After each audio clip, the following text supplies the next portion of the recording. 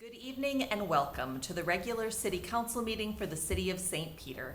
It is Monday, September 25th, 2023. Would all please rise for the pledge? I Pledge allegiance to the flag of the United States of America and to the republic for which it stands, one nation, under God, indivisible, with liberty and justice for all. First up is we are called to order. First up, approval of the agenda. Is there a motion to approve the agenda? You all have a copy of it. So moved. Second. All those in favor of approval say aye. Aye. Any opposed? The agenda is approved as distributed. Next up is approval of the minutes. The minutes are printed on pages 6 through 10 of the packet. Are there any revisions or corrections to the minutes as distributed? Carrie. I submitted a word correction on page 10 to Barbara earlier. All right. So are there any, do you want to tell us what that Yeah, it was in the correction mayor's report, just changing muslin to Muslim. Oh, sure. With that correction, is there a motion to approve the minutes as corrected? So moved. Second. All those in favor of approval say aye. Aye. Any opposed? The minutes are approved. All right, we have time on our agenda for visitor comments. Is there any visitor who'd like to address the council on any agenda item? Any scheduled agenda item? Hearing none. General visitor comments. Is there a visitor who'd like to address the council on any matter whatsoever? Hearing none, we will move on to approval of the consent agenda. The consent agenda begins with the memo on page 11 and concludes with the resolution on page 25 of the packet.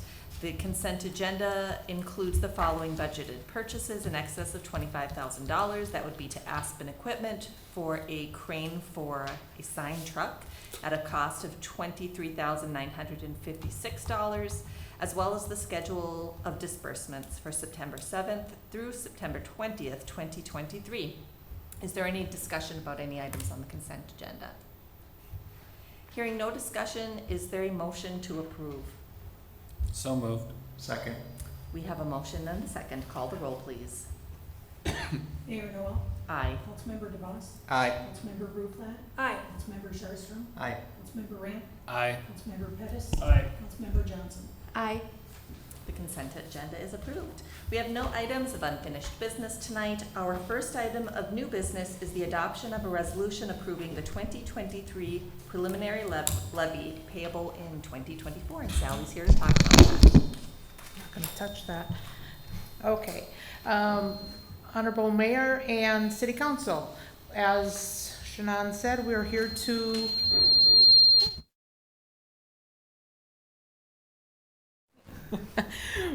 approve the preliminary levy for the 2024 calendar year. The memo begins on page 26 of the packet and ends on page 33. Spreadsheets and graphs are on pages 34 to 55, and then detailed revenues and expense budgets are on pages 56 through 136. As you know, under state law, we are required to set the preliminary levy for 2024 before the end of September. The final levy, which will be approved in December of 2023, can be equal to but not higher than the dollar amount of the preliminary levy.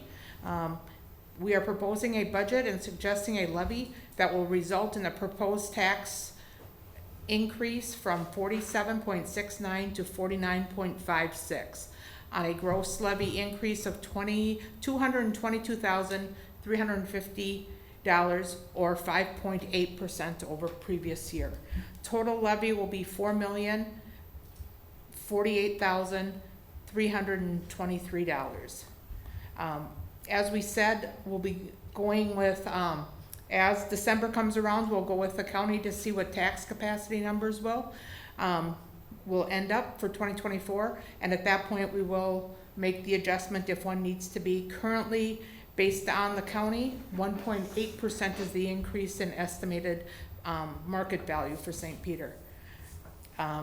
Again, what this means is for a property owner whose property tax hasn't changed, the city share of the tax bill on a $150,000 home will increase $23.61 for year 2024.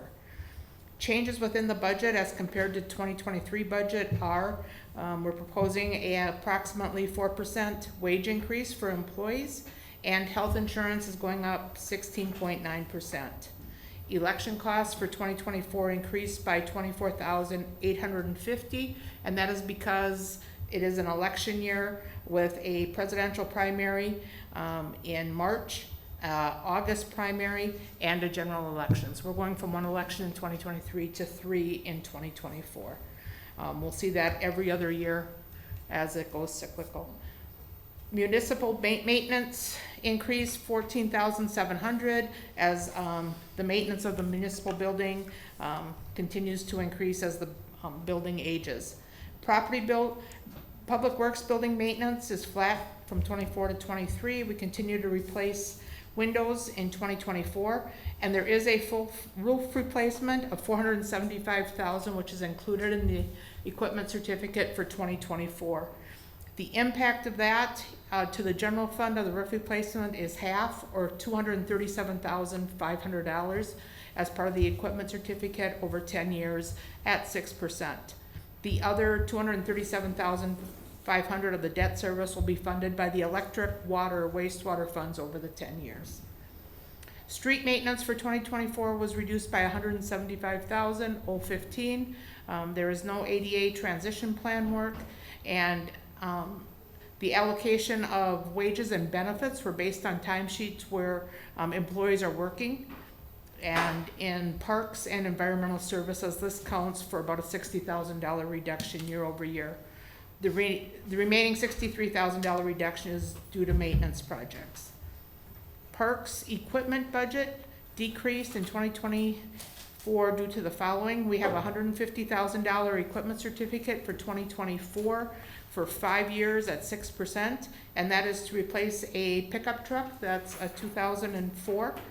We're gonna do a deep tine aerator for $35,000 and a field striper painter with GIS for $40,000. And that will help reduce time of what our workers are doing. So if you go out and, a soccer field or a softball field or baseball field, once they GPS that in, then it will come and do that on its own and take a lot less time and get it more accurate. Funding for Gorman Park of $2,162,000 has been broken down into 3 phases from 2024 to 2026. And for the 2024 budget, the first year costs have been moved to the American Rescue Plan, ARP funds. Phase 1 is $733,000 funded out of ARPA funds, which is approximately half of the ARPA funds that we have. The rest for funding, we are working with the state to get it in the bonding bill for $1.2 million. And as that gets determined, we will go forward on phases 2 and 3 with how that will be funded. Police department budget has increased by $42,877,000, and that's mainly due to wage increases and insurance costs. There was additional $500,000 of additional funding that we received from the state of Minnesota for public safety fund, and we are using $205,000, leaving $295,000 for future. The funds will be used by police to purchase 2 squad cars at $92,000. Usually we pay cash for one and put it on the other on the equipment certificate, but this year we'll use the state funds. We will be purchasing handguns with optics for officers, 15 of them, and there'll be some upgrades to computer equipment and storage and information for $12,000. Also for the fire department, we can use the funds for that. They are going to replace a pickup truck with a 4-door half-ton pickup for $60,000, and pager and radio replacements for $25,000. The fire department budget has increased $333,000, and that's due to insurance increases again. Included in the budget is $22,500, which is comprised of $7,500. This is the 8th year of turnout equipment gear, and then another $15,000 for the fourth year of 15 years for SCBA equipment, as that certification expiration needs. The fire department is looking at buying a used snorkel truck for $700,000 to replace a 1962 snorkel truck. Due to the age of the snorkel truck, we are unable to get maintenance and replacement parts for this truck. The $700,000 is budgeted as a separate equipment certificate for 2024, 10 years at 6%. The 2024 equipment certificate is $750,000 amortized over 10 years, which includes a $475,000 for public works. Again, $237,500 is general fund, and then $275,000 for a chiller for the community center, which is over 20 years old. Included, the school is paying for a school resource officer. They're paying 70% of wages and benefits for 2024. Local government aid is projected to increase $332,512 due to state funding that was given to the state. We have made some changes to education and training as we believe it is important to be part of being a progressive organization and to keep employees and get community conversations started. Lastly, our fiscal position today, the city as reported by auditors is in good financial shape. Our general fund ended the year 2022 with reserves higher than expenditures, revenues higher than expenditures by $433,880. Projected change in fund balance shows an anticipated decrease in the reserve funds of $312,985. This is less of a decrease in reserves than what was budgeted. We had budgeted a $380,346 decrease. This means that reserves are projected to use less than anticipated. The 2024 budget is not balanced. The general fund expenditures will be greater than revenues by $121,129. Based on our projection, that will give us a reserve balance of 42.1%, or $3,990,840. Our reserve target is 35 to 50%, so we're well within the range of where we need to be. The council could change the number through the reduction of services or purchases or an increased levy to reduce the use of reserves. For now, we feel we can manage at this rate. Based on our current projections, the reserve percentage at the end of 2023 will be approximately 44.3%. It is important to note that wages and medical insurance account for approximately $327,462 of the increased cost from 2023 budget. The changes and normal adjustments to fuel and consumables were made in the budget. For 2024, spending decrease of $24,846 or 0.02% of the total budget in the general fund. Library fund was allocated a tax increase to $412,208, up from $362,208, or $50,000 above. The last levy increase was in 2023 of $78,568. Even with the two increases, we continue to be running at a deficit for the library fund of $57,134. While revenues are continuing the same program and the level, the state requires a minimum maintenance of this effort. We believe the library is a very strong component of our community, and we continue to try and fund as best we can and keep the library open at the current services. Operations of the community center will be funded by a tax levy of $170,000, which is the same as 2023. Again, the equipment certificate for 2024 includes a $275,000 replacement to the chiller for this building. Revenues consist of the $170,000 from the tax levy, rental income, and transfers from other funds. Community center expenditures will be $4,609 above revenue. We are asking you to approve the resolution approving the 2023 preliminary levy collectible in 2024 on pages 137 through 138 in the amount of $4,048,232. And then we will be in compliance for setting the preliminary levy by the end of September. The final levy will be set at a council meeting in December and cannot be higher than the $4,048,323. Questions? Questions for Sally? Brad? Not a question, just a comment. Just like to thank staff for your work on this. The initial ask, or initial proposal was a 9% increase with a $400,000 deficit, and through your work and working with us, we've been able to cut that deficit to $121,000 and down to a 5.81% increase. So thank you for your work on that. Thank you. Carrie? I don't have questions either. We talked about this at length at our workshops, but I appreciate the discussion we had as a council and for the creative solutions, Councilmember DeVos, that you proposed to help us think creatively about how we could bring things down. Thank you. Further discussion or questions for Sally? Hearing nothing further, the resolution adopting a preliminary 2023 tax levy collectible in 2024 is on pages 137 and 138 of the packet. Is there a motion to approve? So moved. Second. We have a motion and a second. Call the roll, please. Councilmember DeVos. Aye. Councilmember Bruflat. Aye. Councilmember Sharpstrom. Aye. Councilmember Ramp. Aye. Councilmember Pettis. Aye. Councilmember Johnson. Aye. Mayor Noel. Aye. The resolution is approved. Thank you. Thank you, Sally. Thank you, Sally. Thanks, Sally. Next up is the adoption of a resolution authorizing a revolving loan for Go Property Management. Hi, Ben. Thank you, Mayor Noel and members of the council. Jenny Cordum and Brenna Hosington are the co-owners of Go Therapy.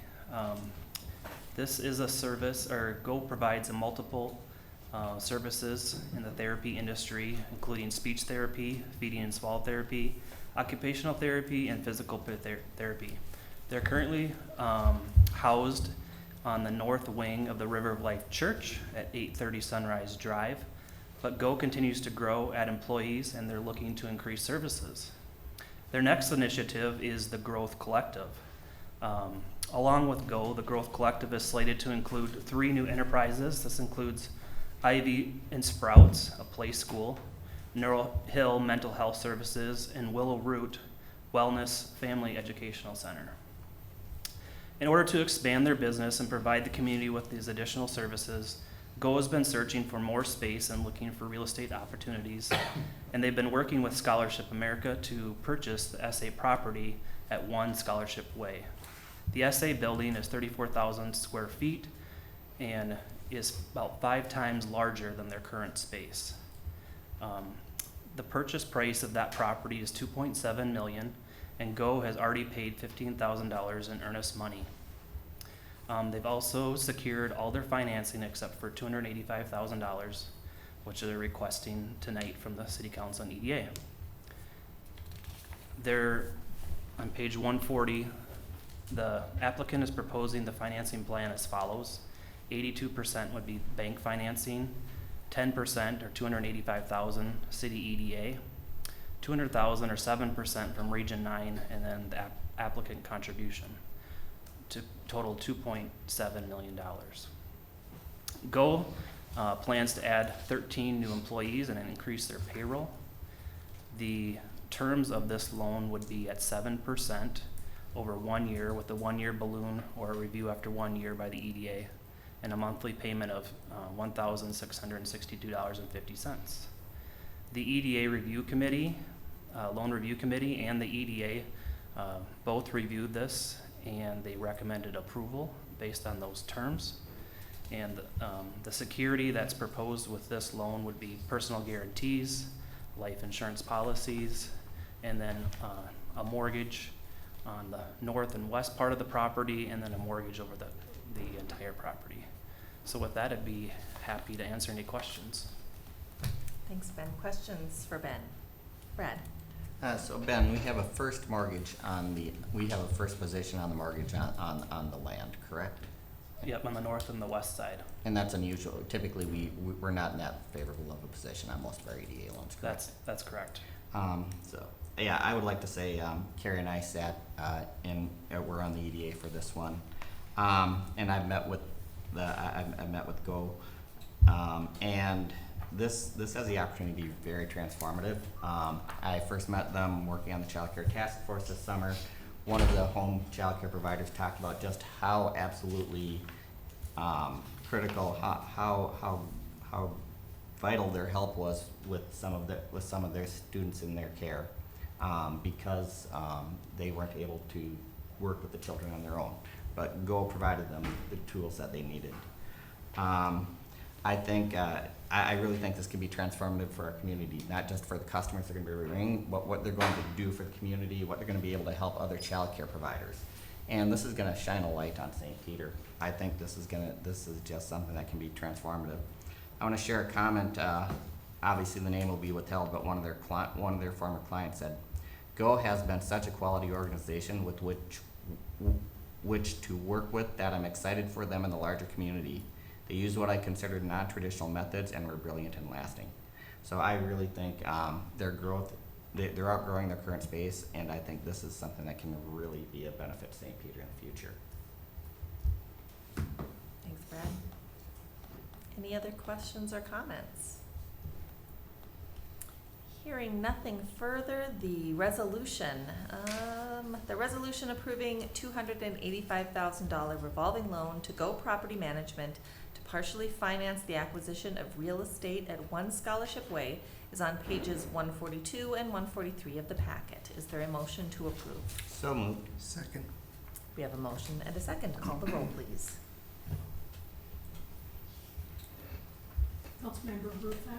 Aye. Councilmember Sherstrom. Aye. Councilmember Ramp. Aye. Councilmember Pettis. Aye. Councilmember Johnson. Aye. Mayor Noel. Aye. Councilmember DeVos. Aye. The resolution is approved. Moving on, our next item of business is the adoption of a resolution authorizing a revolving loan for the Haven at Hallett's.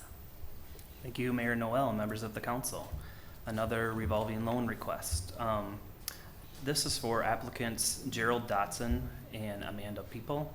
And what they're doing is they're starting a new holistic health and healing business named the Haven at Hallett's, or let's call it the Haven. They're looking to bridge that gap between modern medicine, healthcare, and complete holistic well-being. The Haven will offer a number of therapeutic and services and products. The Haven will be located at the Wheelborg Commercial Building. This is just north of Hy-Vee at 1042 Old Minnesota Avenue. And there's actually 4 suites in there. This would be for Suite 200 and 300, the middle 2 suites. Currently, Suite 100 is already built out with the Edward Jones financial business on the south end. In preparation for the Haven move-in in November, the building owner is in the process of finishing the middle section, or 3,000 square feet of this building. Following completion of the build-out, it will take nearly $100,000 in startup costs to get the Haven up and running. This will include furnishings, appliances, signage, equipment, website, window treatments, office supplies, and then the first 3 months of expenses. So how are they proposing to finance their startup costs? On page 145, it shows that 50% will be from the bank. They're asking the city EDA for $30,000 or 30% of those startup costs, and the applicant actually started off at $10,000 and has raised their applicant contribution to $20,000, so that they'd be at 20%. So the city's revolving loan fund was established to help fill in the gap and for new business startups such as the Haven. The terms of this loan would be at 6% interest rate over 10 years with a balloon after 5 years. The EDA would review that, and the monthly payments would be $333.06.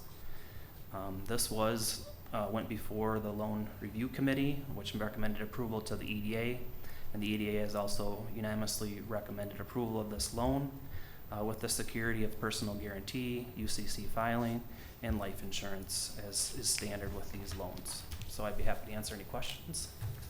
Questions for Ben? Carrie.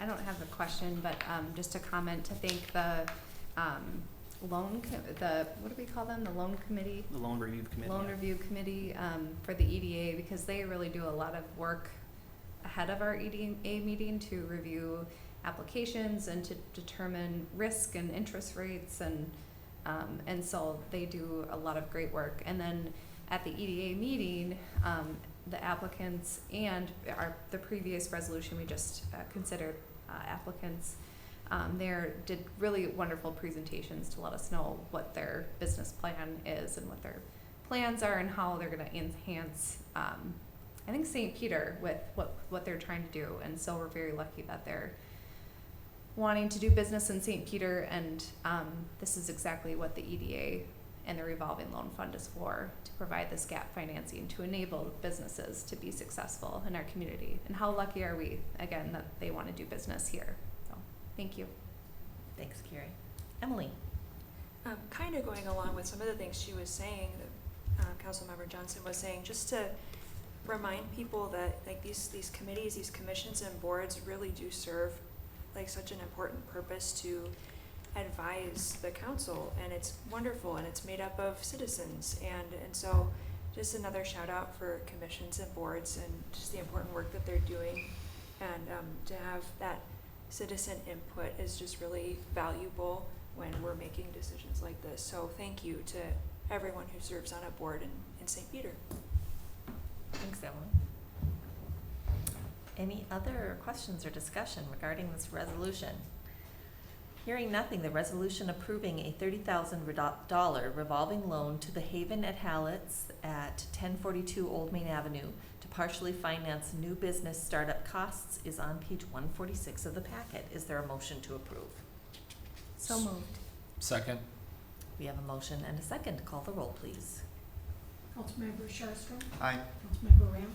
Aye. Councilmember Pettis. Aye. Councilmember Johnson. Aye. Mayor Noel. Aye. Councilmember DeVos. Aye. Councilmember Brugler. Aye. The resolution is approved. Next up, adoption of a resolution authorizing ADA grant award for Broken Tooth Properties doing business as St. Peter Family Dental. Mayor Noel and members of the council, if you remember back earlier this year, there was approximately $55,000 that was designated for the Accessibility Improvement Fund. And then back in late June, the council approved 6 businesses, including River Rock First Lutheran Church, Go Therapy, St. Peter Chiropractic, Cornerstone Wellness, and the Capitol Room, which came in under that $55,000. Broken Tooth Properties or St. Peter Dental submitted an application in the amount of $17,357 during this year's grant consideration. And while not funded, they were next on the applicant review committee's recommendation list. Since that time, as noted earlier in this meeting, Go Therapy has been looking to expand and move to a different location. And they did not feel comfortable accepting the grant, knowing that their business could move. So on September 14th, the EDA, after they had recommended approval of the previous loan to Go Therapy, they also recommended that Go Therapy be replaced with the St. Peter Family Dental Clinic at $17,357. So this would allow them to put their automatic door in at that property. So with that, it would be the EDA's and staff's recommendation to approve that. Whose phone is that? Pete. I feel it over there, Ben. Do you need someone to show you how to shut it off? Pete's got this covered. Not an iPhone. Okay. Hopefully my daughter scored a goal. On that note, are there any questions or discussion, Carrie and then Dustin? I think we should give Ben a pass because he's been very busy this month, and so has the EDA. Again, not really a question, but a comment. I'm really glad that, I'm grateful to Go Therapy for withdrawing so that we could provide this grant to another business that was already on the list, just in prioritizing didn't make the first round, but now we're able to provide the grant, which is really the same amount virtually, and the sooner we can get these projects done, the better, because the next the next year, we'll be able to open this up to a new crop of businesses. And I do hope that whoever occupies the space where Go Therapy is now will apply in the future, whatever entity that is. Thank you. Dustin? As we previously kind of shared out, it's been widely successful to expand this outside of downtown. On Friday, I was able to actually speak with Mikkel Haugen, and he thanked us for giving his business the opportunity for this, and apologized he couldn't make it. Thanks. Anything further? Hearing nothing, the resolution approving accessibility improvement grant for Broken Tooth Properties, DBA St. Peter Family Dental, is on page 149 of the packet. Is there a motion to approve? So moved. Second. We have a motion and a second. To call the roll, please. Councilmember Ram, Aye. Councilmember Pettis, Aye. Councilmember Johnson, Aye. Mayor Noel, Aye. Councilmember DeVos, Aye. Councilmember Bruflat, Aye. Councilmember Sherrod. Aye. The resolution is approved. Thanks, Ben. Moving on, adoption of a resolution adopting a city council code of conduct. Mayor and members, the information starts within your packet on page 150. You may note that you've talked about this for a while, but from my chair, the council, or various councils have talked about this for 5 or 6 years, starting at a goal-setting session.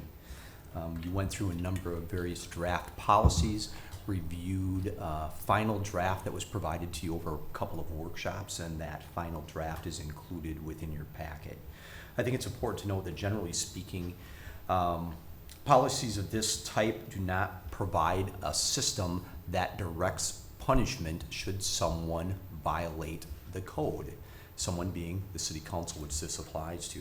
But I do think it's important that one of the modifications that was made at the end of this, which is located on page 158, provides opportunity and the potential to modify, let me get to the right page here, I'm sorry, on page 159, that certainly the council has the ability to censure other members, which is really a resolution, passing a resolution that said someone has made an error in violation of this policy.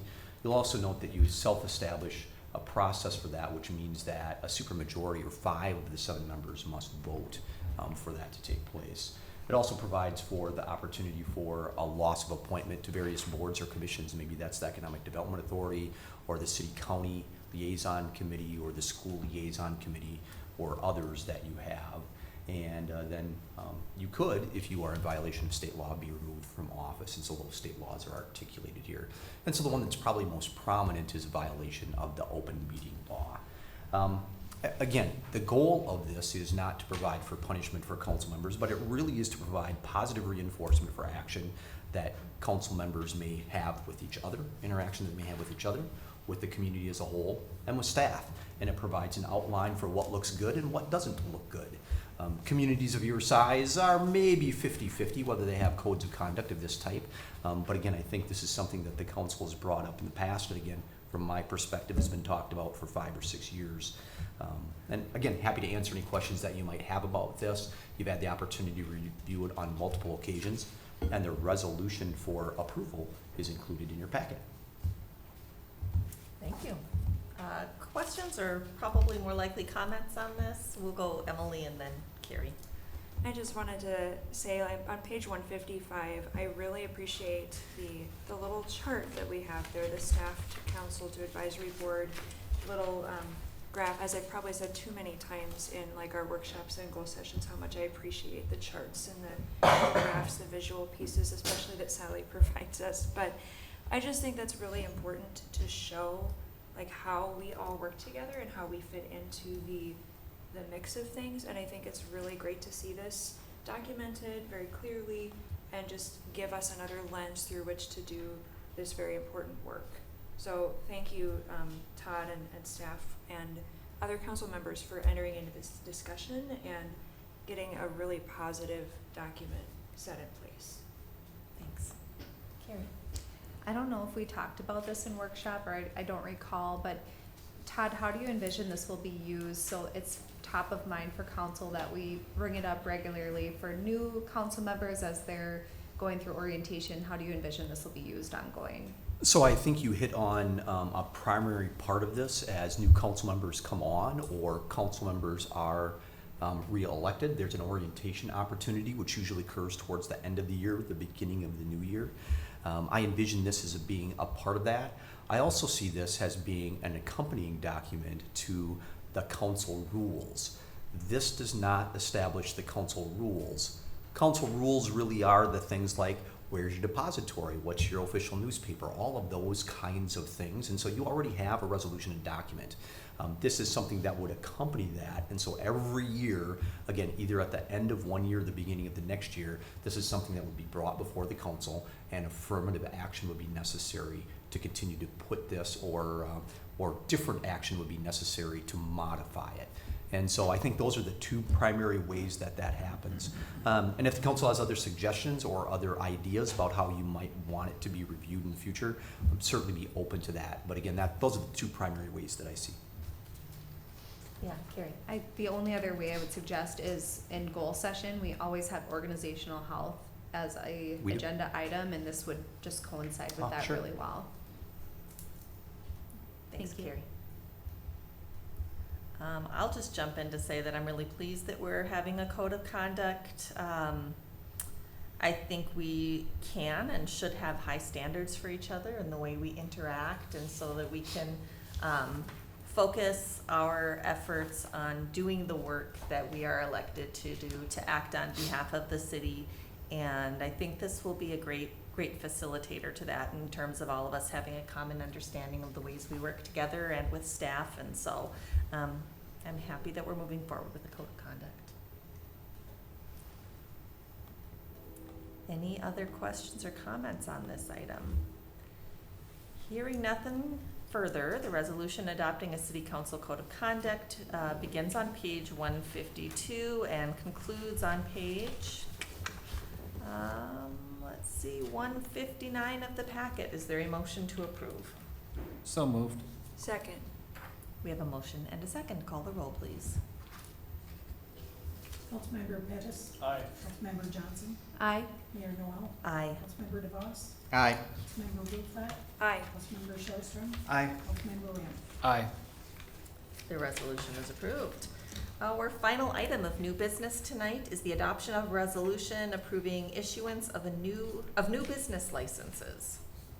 Mayor, members, this is included in your packet, and as you may recall, it is the council's practice and policy that renewal license go on your consent agenda, and applications for new license come as separate action, and that's the case for this new license for Paddlefish Brewing Company. They'll be doing business as Paddlefish Brewing Company. They'll be located at 108 South Minnesota Avenue. It's our understanding that they're nearing completion. It's an appropriate time to provide them with a license based on their application timeline.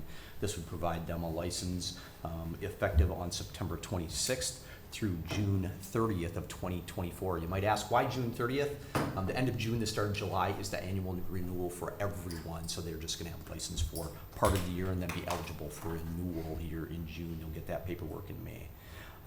The background investigation has been conducted for all 4 of the partners, and there's nothing that was found within the backgrounding that would prohibit them from obtaining or having a license of this type. Be happy to answer any questions that you might have, but the resolution approving the license for off-sale, for Sunday on sale, and for on-sale liquor is on page 161. Question from Brad. So I'm not being sarcastic here. I'm actually wondering, is there a reason why we have a Sunday on sale liquor? Why we have 2 different on sale liquor? Yeah, Is it has that to do state with, or- it has to do with how the state statute and our ordinance is put together. So it's not something. Yeah, I we just can didn't make it up. modify. This would be customary and Well, what I you was see just- normally. I was wondering if this is something that went deep into like St. Peter's history that we had it. So no, Yeah. it's a state statute. Okay. Yep. Daryl. Question for you, Todd. Yeah. Off sale, is that just off sale beer, or is that a full off sale, like a full bottle shop? Or? So this would provide them opportunity to have full off sale. There'd be possibly a third off sale, whatever they choose. Okay, thank you. Additional questions? Hearing none, the resolution approving new licenses is on page 161 of the packet. Is there a motion to approve? So moved. Second. We have a motion and a second. Call the roll, please.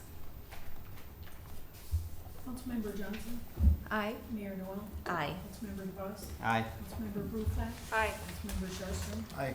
Councilmember Lamb, Aye. Councilmember Pettis. Aye. The resolution is approved. Moving on, we have a resolution calling for a closed session regarding the sale of city-owned land at 227 West Mulberry Street. Mayor, members, the resolution is included in your packet. As you know, we've discussed on many occasions the potential sale of the fire hall. You put in place an RFP process for that. State law allows for a closed session. However, it should be noted, not only to all of you, but to the folks that are here and to the public that might be watching, you cannot take action in closed session and must come back into open session to provide for any action that you might take on any transaction of this type. The resolution provides for a closed session. It's my anticipation that you are likely to come back into session and take action on this. However, if you do not, we will come back into regular session anyway and do reports and have adjournment. And I'll provide information to the public as a part of that coming back into regular session that you haven't made a decision and when the next opportunity for a decision might take place. I'm happy to provide any additional explanation that any of you might have and answer any questions, but the resolution calling for a closed session is on page 162. Madam Mayor, I also know you have some people here that are interested in this, and so as a part of the closed session, frankly, candidly, we kick everybody out until you're ready to come back into session and potentially take action. We invite you all back in, and then the meeting is open, and the discussion and any action that you might take would occur. All right, and sometimes we adjourn downstairs. Today we're gonna stay. Today we're up going to here stay in the- here because I do plan you will come back and do reports. Even if you don't take action on the fire hall sale, you have reports and other things that would be on the record, and we'd want to make sure are recorded for YouTube and SBPA. Awesome. All right, any questions for Todd? Hearing none, the resolution calling for a closed session is on page 162 of the packet. Is there a motion to approve? So moved. Second. We have a motion and a second. Call the roll, please. Mayor Noel, Aye. Councilmember Thomas, Aye. Councilmember Bluefett, Aye. Councilmember Sharpström, Aye. Councilmember Ram, Aye. Councilmember Pettis, Aye. Councilmember Johnson. Aye. The resolution is approved. We will adjourn to closed session. The time is 7:42 PM.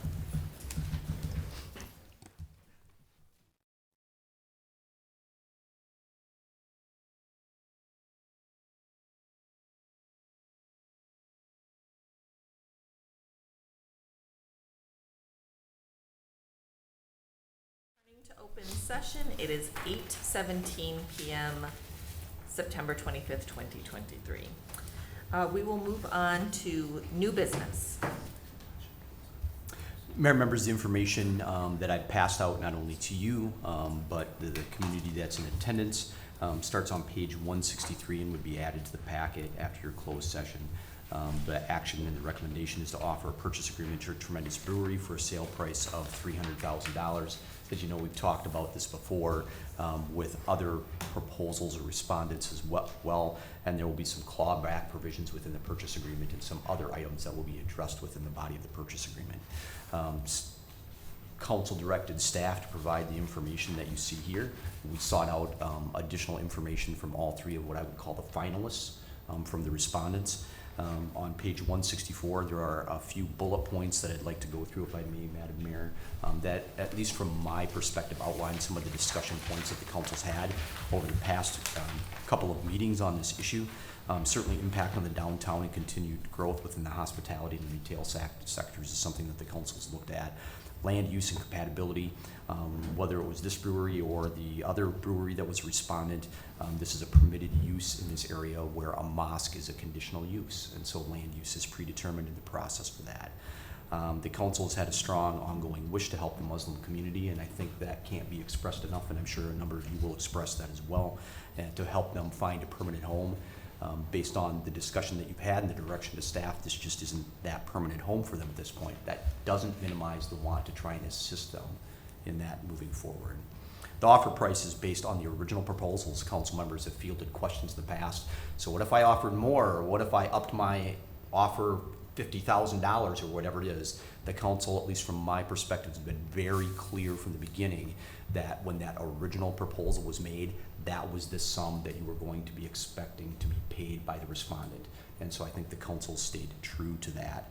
All the proposers demonstrated the financial ability, not only purchase the building, but also to renovate it. And I think that's important to notice as we talk with everyone, and we want to make sure that we're clear and transparent about what went on and what type of information we sought from all the proposals, or at least the finalists. The council has indicated at the beginning of the discussion that increased tax base and use of utilities is not unimportant to us, and that's an ongoing value to the community and the community members as well. The proposed price of the acquisition makes sense based on where you've been, where the estimated market value is, and again, is part of the revenue stream for paying off or paying the costs of the new fire station. So again, based on the discussion that you've had, staff was directed to establish this resolution. I think it's important, again, to note that there'll be some clawback provisions included in this which relate to timelines. So as an example, the purchase agreement will say you must have this building renovated and receive at least a temporary certificate of occupancy by a date certain. If you do not, the council reserves the right to be able to take this building back and make something happen. We'll try, your city attorney will try and word that as strongly as possible. Those are some challenging legal issues, but we'll do what we can to make sure that that's part of it. I think it's been clear, and the council has stated previously, the worst thing that could happen is that this building remain empty. You're selling this with the goal that activity is going to happen in your downtown, whoever the final user is. And I think that's very important. I also think it's important to provide some context, and Councilmember DeVos has mentioned this on a couple of occasions related to context. This is really an opportunity to impact your downtown and your entire community. And I think it's fantastic that you had 7 respondents that wanted to invest within your community. And so I think that speaks well, not just to you as a council, but the downtown environment and the community as a whole. And so I think that's important. Again, the resolution that would be included on page 165 directs the city attorney to develop a purchase agreement with Tremendous Brewing, Kurt Stoll, for the city-owned property at 227 West Mulberry for the amount of $300,000, and also they would have to provide $15,000 of earnest money at the time that they entered into that purchase agreement. Madam Mayor, that's all I have, but I'm happy to answer questions if the council has additional questions. Questions or discussions on this agenda item? Brad? As I mentioned previously, I think in the end, I'm not in favor of this. I believe it comes down to an equity issue. We talk in this council that we're interested in equity. We're champions of equity, but there are times where we have an opportunity to actually vote for that. It looks like a $250,000 difference.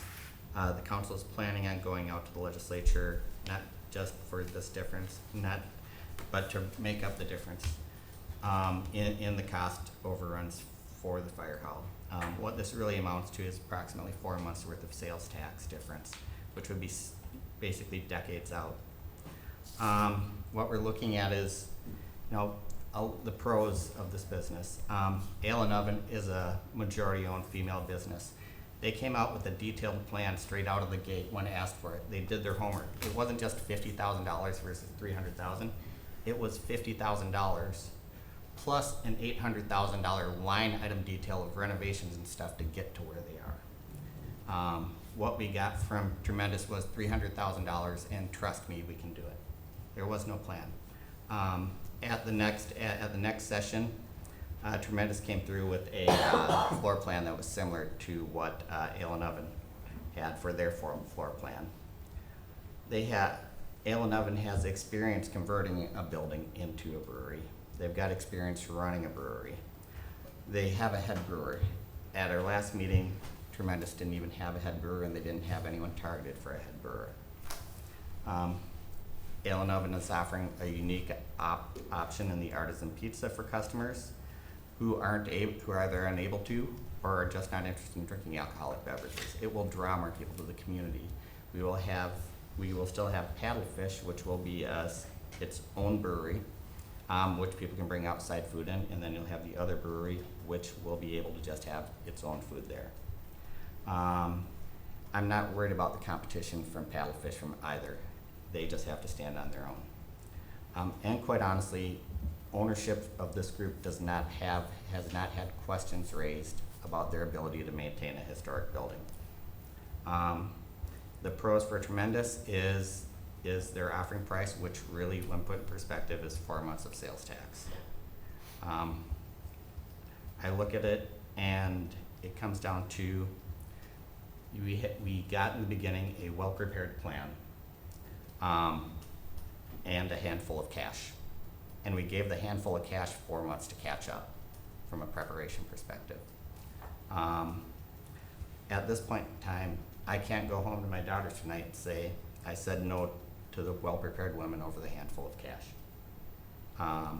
And that's why I'm going to vote against this. I believe Ale and Oven is the best option for our community. And if we say we stand for equity, we need to vote for it. And it isn't just $50,000. The reason why they came in with that offer is because they saw the tremendous amount of work that needs to go into that building. And they did it up front and they analyzed what it would take to get there. I believe that kind of a homework up front actually details what would lead to a successful business going forward. Thanks, Brad. Other questions or comments? Emily and then Dustin. I also have been kind of thinking about this a lot. I've been thinking about this in some ways as an equity issue as well.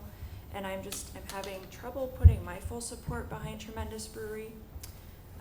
I've read, we've all received so many letters in support of each of these three proposals in front of us tonight. I've read every one of those letters from our community members and just have spent a lot of time considering all of these different perspectives, and then just have really appreciated reading the passionate comments that we've received. And it's been a really hard decision. And where I am sitting tonight is that, we haven't found a home for our Islamic Center yet. And that's just really sitting hard with me. And I haven't been convinced that this particular location is the perfect fit for an Islamic Center. I don't think it's a bad spot, but I don't know that it's, are we gonna find perfect? I don't know. But I just really want to urge this council to move forward in fulfilling the wish that's listed on page 164 of that new packet that we received, that it says, that we have a strong ongoing wish to help the local Muslim community find a permanent home. I just want I want to call on us to do that work because I think that's really, really important. That's my comment. Thanks, Emily. Dustin. So obviously we've all gotten lots of emails. We have people in the audience here, which isn't always the case, and there's strong interest in this. We did have 3 very good offers, which made it a difficult decision. But in the end, after talking to business leaders and talking to people in the community, this location should be a tax-generating business. It will support our downtown. Business leaders agreed with it. And when looking at the 2 tax-generating businesses, one offered $250,000 more. That's too large of a gap to be able to give to the other group. Putting yourself in Paddlefish's shoes with a brewery that's going to open, that's essentially giving a $250,000 economic advantage to a competitor. They may not view it as ideal to have 2 breweries opening up at the same time, but at least this is a fair competition based on the highest sale price. Thanks, Dustin. Other comments? Carrie. Well, I just wanted to thank the community for the many, many very well-written, thoughtful emails that they sent and we received at the council. I also read every one. I think we all did, and I really appreciate just the way that the community challenged us to think about each of these proposals in different ways. It really helped me think differently than maybe how I was originally thinking. I also appreciate the emails that I received that also challenged the thinking that an Islamic center wouldn't provide economic vitality downtown. It would provide a lot of positive economic vitality for the downtown, even though it may not be contributing to the tax base. So I really appreciate the folks that wrote to us and thought about that, and helped us think about that. And then also I just want to thank my fellow council member colleagues. This has been a very tough decision, and we've really challenged each other, and we disagreed, and we figured out a lens to which to look through this, where we, for the most part, collectively were able to narrow it down. But I just appreciate the discussions that we've had on this, and I think the points are well laid out, the lens at which I know I looked at this through. And then lastly, I just want to thank the applicants for wanting to invest in St. Peter. All of these entities would provide value to our downtown, and it was really difficult to make this decision, but I do support the resolution that's in front of us. Thank you. Thanks, Carrie. Any other questions or comments before we vote?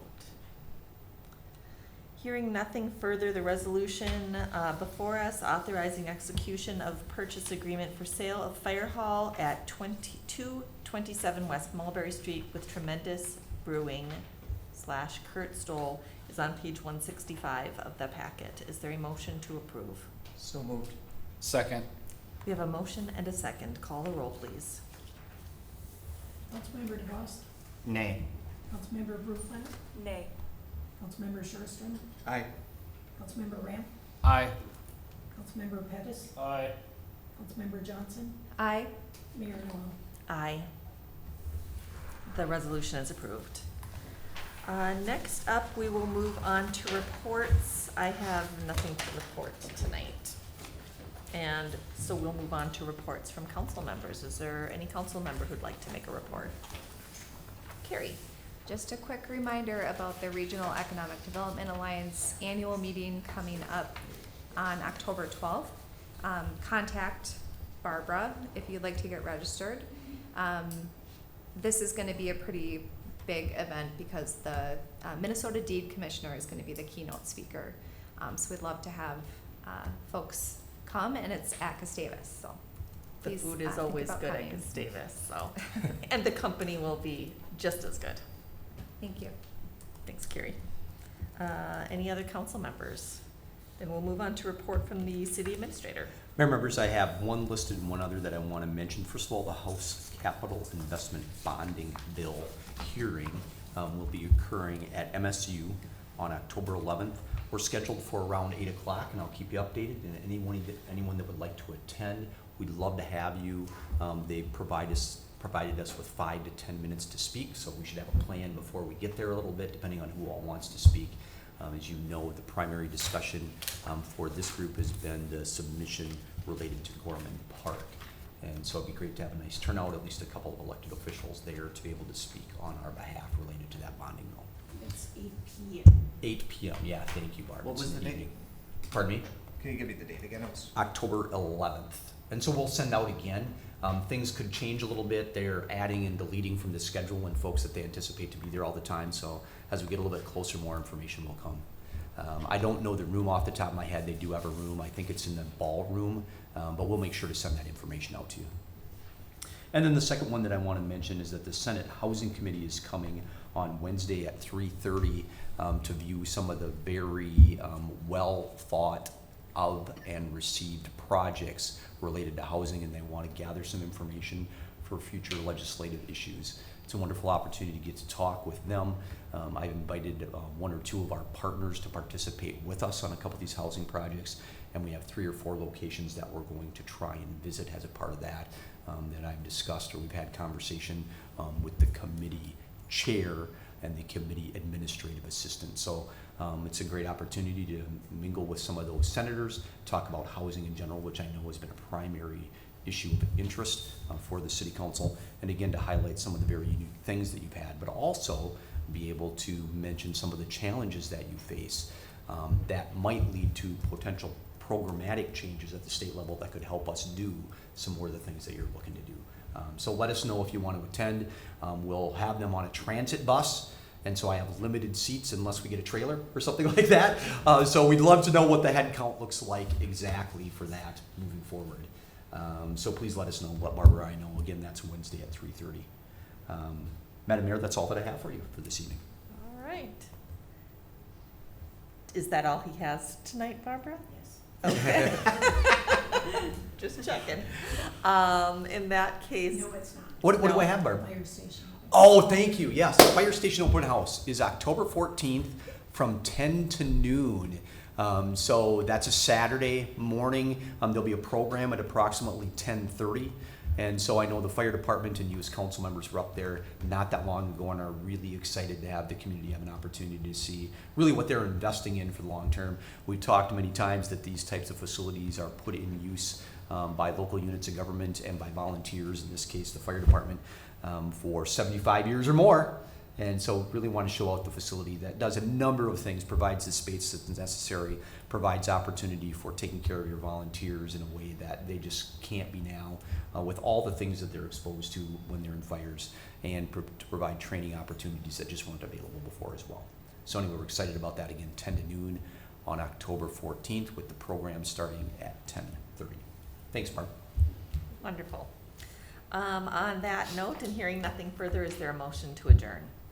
So moved. Second. All those in favor, say aye. Aye. Any opposed? We are adjourned. Thanks, everybody. I was thinking, good night.